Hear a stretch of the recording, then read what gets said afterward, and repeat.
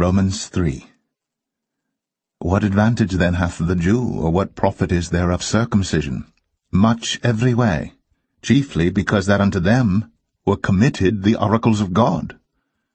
For what if some did not believe? Shall their unbelief make the faith of God without effect? God forbid, yea.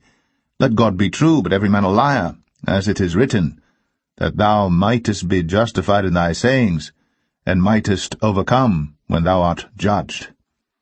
But if our unrighteousness commend the righteousness of God, what shall we say? Is God unrighteous, who taketh vengeance? I speak as a man. God forbid.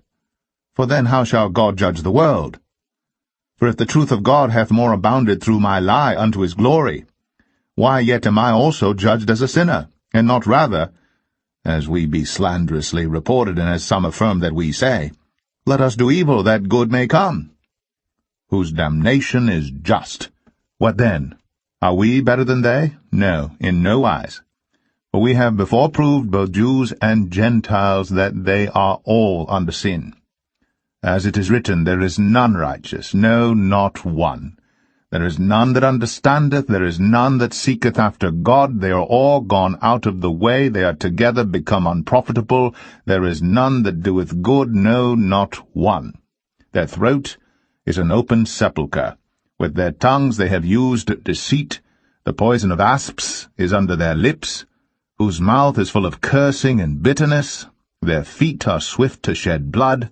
Destruction and misery are in their ways, and the way of peace have they not known. There is no fear of God before their eyes. Now we know that what things soever the law saith, it saith to them who are under the law, that every mouth may be stopped, and all the world may become guilty before God. Therefore by the deeds of the law there shall no flesh be justified in his sight, for by the law is the knowledge of sin. But now the righteousness of God without the law is manifested, being witnessed by the law and the prophets, even the righteousness of God which is by faith of Jesus Christ unto all and upon all them that believe. There is no difference, for all have sinned, and come short of the glory of God, being justified freely by his grace through the redemption that is in Christ Jesus, whom God hath set forth to be a propitiation through faith in his blood, to declare his righteousness for the remission of sins that are past through the forbearance of God. To declare, I say, at this time his righteousness, that he might be just, and the justifier of him which believeth in Jesus. Where is boasting then? It is excluded. By what law? Of works? Nay, but by the law of faith. Therefore we conclude that a man is justified by faith without the deeds of the law.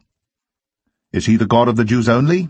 Is he not also of the Gentiles? Yes, of the Gentiles also, seeing it is one God which shall justify the circumcision by faith, and uncircumcision through faith. Do we then make void the law through faith? God forbid, yea, we establish the law.